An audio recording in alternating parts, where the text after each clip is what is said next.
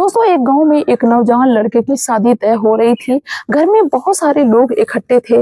लड़के पक्ष के भी लोग बैठे हुए थे और लड़के पक्ष के भी लोग इकट्ठे थे। तभी एक महंगी सी गाड़ी आके दरवाजे पे रुकती है और उसमें से एक लड़की निकलती है। लड़की सबके सामने पहुंचती है और वो कहने लगती है लड़के वालों से कि तुम यहाँ पे क्या करने के लिए आए हो। वो कहते हैं कि मैं शादी करने के लिए आया हूँ। तब वो लड़की कहती है कि तुम शादी कैसे कर सकते हो, तुम इस लड़के की शादी नहीं कर सकते हो क्योंकि इनकी जो है पहले शादी हो चुकी है। दोस्तों लड़की पक्ष के लोग बहुत ज्यादा शॉक्ड रह जाते हैं। तब वो लड़की बताती है कि ये मेरे पति हैं, मैं इनकी पत्नी हूँ और एक पत्नी के रहते कोई दूसरी शादी भला कैसे कर सकता है। दोस्तों जितने भी लोग वहां पे बैठे होते हैं सभी लोग बहुत ज्यादा चौंक जाते हैं। आखिर में दोस्तों क्या मामला था, क्या कहानी थी। जब उस नौजवान की शादी हो चुकी थी तो वो दूसरी शादी क्यों कर रहा था और इनके बीच में क्या हुआ था जिसकी वजह से ये पति पत्नी दोनों अलग थे। दोस्तों इस पूरी कहानी को जानने के लिए आप मेरे साथ मेरे वीडियो में लास्ट तक बने रहना। आप सभी का बहुत बहुत स्वागत है मेरे YouTube चैनल में एक और नए वीडियो में। दोस्तों ये कहानी है उस समय की जब बाल विवाह हुआ करते थे। जब बच्चे 10-11 साल के हो जाते थे माँ बाप तभी शादी कर देते थे जब बच्चों को पता भी नहीं रहता था कि मेरी शादी हो रही है। दोस्तों उसी समय क्या होता है कि एक बच्चा जिसकी उम्र सिर्फ 11 साल थी जिसका नाम था केशव। दोस्तों केशव का भी दोस्त केशव की उम्र का ही था, उसकी शादी होती है और उसी की शादी में केशव और उसके पिताजी और घर परिवार गांव के लोग जाते हैं। और दोस्तों केशव वहां पे पहुंचता है जहां पे बारात गई हुई थी। तो वहां पे एक लड़की जिसका नाम प्रभा था वो भी 8-9 साल की थी। उसके घर वाले जब केशव को देखते हैं तो केशव को देख के बहुत ज्यादा खुश हो जाते हैं, सोचने लगते हैं कि ये लड़का बहुत सुंदर है, अगर इससे मेरी बेटी की शादी हो जाती तो बहुत अच्छा होता। यहाँ तक कि प्रभा के माँ बाप ने केशव के पिता से बात भी की कि हम अपनी बेटी की शादी तुमसे करना चाहते हैं और इसके बाद में जब बच्चे हमारे बड़े हो जाएंगे तब हम अपनी बेटी को विदा कर देंगे, यानी जैसे रीति रिवाज के साथ में बहू जाती है वैसे भेज देंगे और अभी शादी कर लो। केशव के पिताजी इस पे सहमति जता देते हैं और केशव के पिताजी तैयार हो जाते हैं अपनी बेटा की शादी प्रभा नाम की उस बेटी के साथ में करने के लिए। दोस्तों एक निश्चित दिन और तारीख तय होती है और उसी तारीख में केशव की और प्रभा की दोनों की शादी हो जाती है। जबकि इन बच्चों को ज्यादा मतलब भी नहीं, वो इस चीज का ज्यादा मतलब भी नहीं समझते थे कि शादी क्या होती है। दोस्तों शादी हो जाती है और ये दोनों बच्चे अपने अपने घर में अपनी पढ़ाई को करने लगते हैं क्योंकि दोस्तों तब इंतजार किया जाता था बच्चे बड़े होने का, बड़े हो जाएंगे तो ये अपना जैसा वैवाहिक जीवन चलता है वैसा अपना चलाने लगेंगे। इधर केशव पढ़ाई करता है, केशव कक्षा 8-9-10 को पढ़ता है लेकिन उसका जो मन था पढ़ाई में बहुत कम लगता है और पढ़ाई में बिल्कुल भी उसका मन नहीं लग रहा था। यहाँ तक कि धीरे धीरे वो नौजवान भी हो जाता है। अब क्या था दोस्तों, केशव के घर वाले उससे कहने लगते हैं कि बेटा अब तो तुम बड़े हो चुके हो और तुम्हारी शादी भी हो चुकी है। और बीच बीच में उसको बताया जाता था, इसलिए केशव जानता था कि मेरी शादी हो चुकी है। केशव के घर वाले कहते हैं कि तुम्हारा पढ़ाई में तो मन लगा नहीं है तो कुछ धंधा पानी करो, कुछ तो तुमको काम करना पड़ेगा क्योंकि कल को तुम्हारी बहू आ जाएगी, बच्चे होंगे तो खर्चा बढ़ेगा। दोस्तों केशव को जब कोई काम नहीं सोचता है क्योंकि पढ़ा लिखा इतना था नहीं, पढ़ाई में मन ही नहीं लगा, जैसे तैसे हाईस्कूल इंटर कर पाया। दोस्तों केशव क्या करता है, चप्पल जूते की दुकान रख लेता मार्केट में। और इधर दोस्तों क्या था कि जो प्रभा थी वो शुरू से ही पढ़ाई लिखाई में बहुत तेज थी और वो हर क्लास को टॉप करते हुए चली जा रही थी और उसका सपना था कोई सरकारी नौकरी करना या कोई बहुत बड़ा अफसर बनना। उसको इन सब चीजों से मतलब नहीं था कि शादी हो गई है तो मुझे ससुराल जाना है, जब बल्कि उसके माता पिता कभी कभार कह भी देते थे कि बेटी अब तुम बड़ी हो रही हो, अब तुमको अपने ससुराल जाना पड़ेगा। तो प्रभा ये भी कह देती थी कि आपने मेरी शादी तो पहले ही कर दी, शादी तो आपने मेरी कर ही दी, तो शादी की टेंशन क्यों करते हो कि मुझे ससुराल जाना पड़ेगा। मुझे पढ़ लिख लेने दो, मुझे कुछ बन जाने दो। जिसकी वजह से दोस्तों केशव के पिता ने कई बार कहा प्रभा के पिता से कि मेरी बहू की विदा कर दो, लेकिन प्रभा के जो पिताजी थे वो कहने लगते हैं केशव के पिता से कि मेरी बेटी पढ़ना चाहती है, वो कुछ करना चाहती है, जिसकी वजह से थोड़ा मुझे और टाइम दो, और जब मेरी बेटी कुछ बन जाएगी तो अपने आप वो तुम्हारे घर में आ जाएगी, हम विधि विधान से सब कुछ मतलब अपनी बेटी को विदा कर देंगे। दोस्तों केशव के पिताजी कहते हैं कोई बात नहीं है।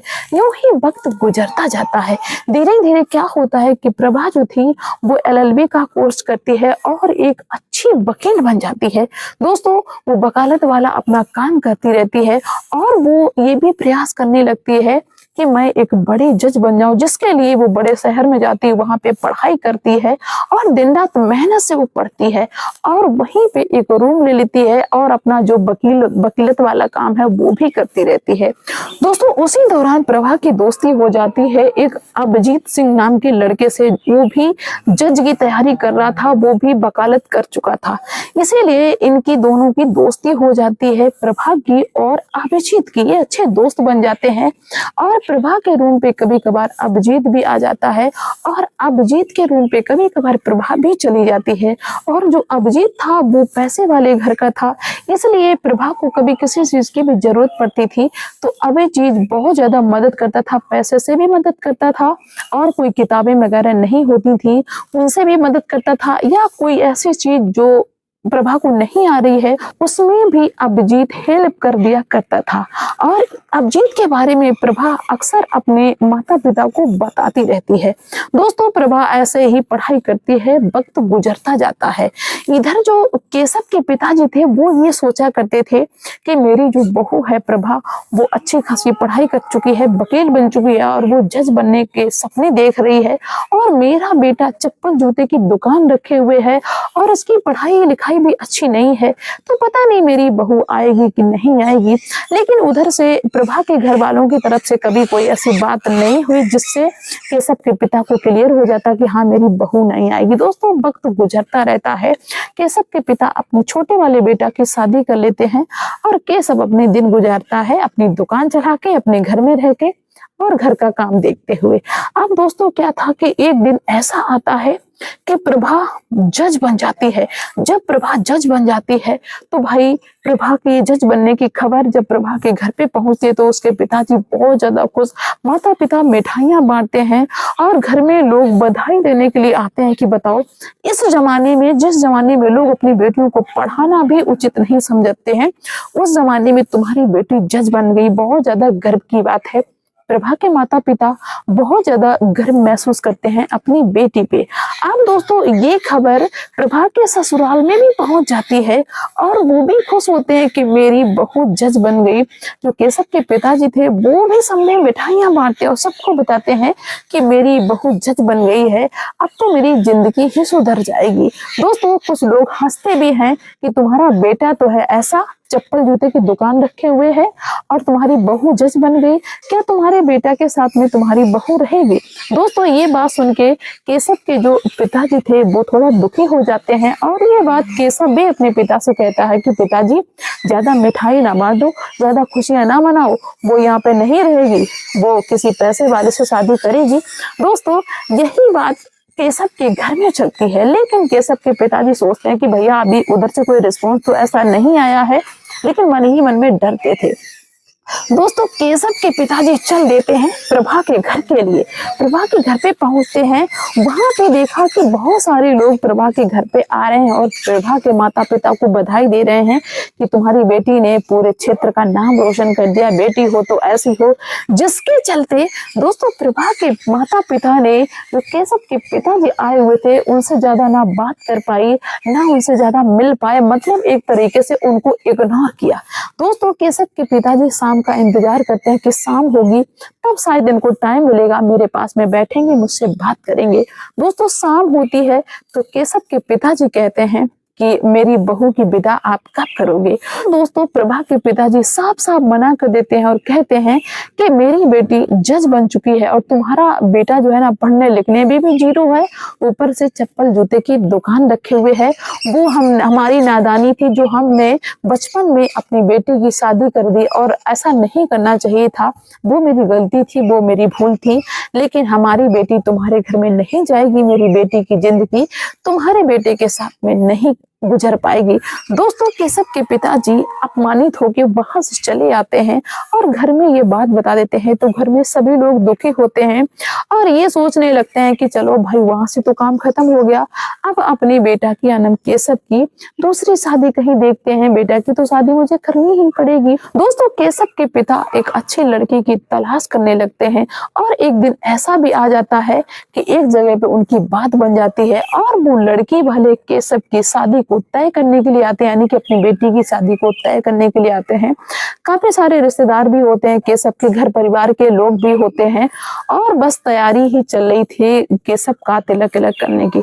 तब क्या होता है कि एक महंगी सी गाड़ी आती है और उनके दरवाजे पे रुक जाती है और उस महंगी गाड़ी से उतरती है वो प्रभा जो जज बन चुकी थी। दोस्तों प्रभा जैसे ही अपने घर पे जाती है, प्रभा को जैसे ही सभी लोग देखते हैं तो बड़ा हैरान रह जाते हैं कि अरे ये कैसे आ गई, किसी को कुछ समझ में नहीं आ रहा था। और प्रभा उन लड़की वालों से कहने लगती है कि भाई आप यहाँ पे क्या करने के लिए आए हो, क्योंकि प्रभा को पहले से ही पता चल चुका था कि केशव की शादी तय हो रही है। तब वो लड़के वाले कहते हैं कि हम शादी करने आए अपनी बेटी की, और शादी करना कोई जुल्म है, कोई बुराई है क्या। तब दोस्तों प्रभा कहती है कि केशव की तो शादी हो चुकी है और एक पत्नी के होते हुए क्या कोई मर्द दूसरी शादी कर सकता है। दोस्तों सभी लोग प्रभा के मुंह की तरफ देखते हैं कि ये क्या बोल रही है। दोस्तों प्रभा कहने लगती है कि इनकी बेबी मैं हूँ, जिनसे तुम अपनी बेटी की शादी करने के लिए आए हो उनकी बेबी मैं हूँ, और तुम फिर भी अपनी बेटी की शादी तय करने के लिए आ गए। दोस्तों वहां का माहौल ऐसा हो जाता है कि किसी को कुछ समझ में ही नहीं आता। तब दोस्तों वो जो लड़के वाले थे वो कहते कि मुझे तो इन सब की जानकारी नहीं थी और अब मुझे पता चल गया तो हम भला क्यों करेंगे। दोस्तों केशव और केशव के घर वाले बड़ा आश्चर्यचकित होते हैं कि जज बन गए फिर भी ये कह रहे हैं कि मेरी शादी केशव से हो चुकी है। केशव को भी कुछ समझ में नहीं आ रहा था। दोस्तों प्रभा अपने पति यानी केशव से कहने लगती है कि केशव क्या हमारी आपकी जो शादी हुई थी इसको तुम मानते नहीं हो, जिसकी वजह से तुम दूसरी शादी करने लगे। तब केशव के जो पिताजी थे वो सारी बात बताते हैं कि बेटी हम तुम्हारे तब दोस्तों केशव के जो पिताजी थे वो सारी बात बताते हैं कि हम तुम्हारे घर पे गए थे लेकिन तुम्हारे पिताजी ने ऐसे ऐसे कह दिया। तब दोस्तों प्रभा कहती है कि मेरे पिताजी को थोड़ी सी गलतफहमी हो गई थी, क्योंकि मेरे साथ में एक अभिजीत नाम का लड़का है जो मेरे साथ में रहता है, वो भी मेरे बराबर का ही है, वकील है अच्छा खासा, जज के लिए तैयारी कर रहा था। तो उसने मेरी बहुत सारी हेल्प की क्योंकि वो पैसे वाले घर का था और उसी की बात हम अक्सर अपने माता पिता को बताते रहते थे। तो मेरे माता पिता ने ये सोच लिया कि शायद मैं उसको पसंद करती हूँ, लेकिन ऐसा नहीं, वो सिर्फ मेरा एक दोस्त था। मुझे पता था कि मेरी शादी हो चुकी है तो हम इस नजर से किसी और को नहीं देखेंगे। मेरे पिताजी को गलतफहमी हो गई थी जिसके वजह से उन्होंने ऐसे कह दिया। जब मुझे ये बात पता चली तो मैंने अपने पिताजी को हकीकत बताया और कहा कि आपने इतनी बड़ी गलती कैसे कर दी, मेरे पिताजी का यानी जो मेरे ससुर जी हैं उनका आपने अपमान कर दिया।